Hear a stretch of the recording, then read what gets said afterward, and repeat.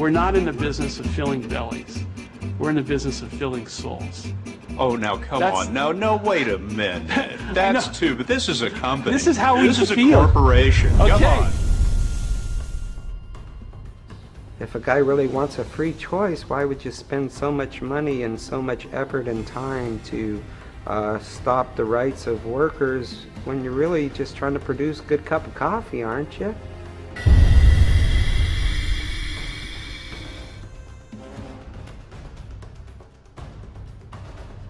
I was working in a Chicago store when the first Chicago store in Logan Square went public with their union affiliation. And when that happened, immediately there were notices put up at my store. The manager said the union is just a bunch of anarchists and communists. They want to destroy the government.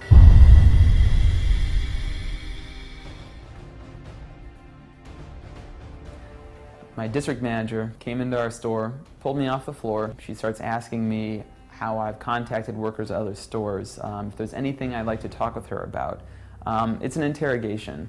I refused to answer her questions. I told her that I asked her if she'd ever heard of the National Labor Relations Act, and she said no. And at that point, she pulled out termination papers and told me I was being fired.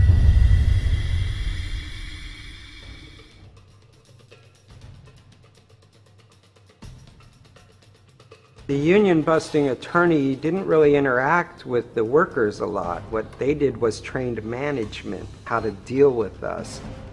And he's got millions to put in it. That firm you're talking about is Aiken and Gump. And the attorney is Dan Nash. And they're a union-busting law firm. And he's really good at what he does. But also it gave me, Jeff, and quite a few other reps around here a heck of an education. How to deal with things, what to look for. It was great. Thank you again, Dan.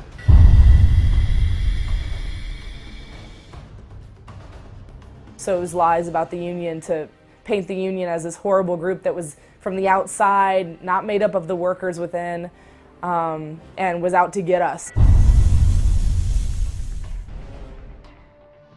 As employees of a company, you want to be valued and appreciated. Howard also had an incident, which is public record, on a HR person that was forced to throw applications from anyone that had ever worked a union job in their life in the garbage can.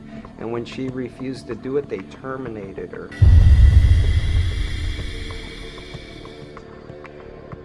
I grew up in Brooklyn, New York, in federally subsidized housing.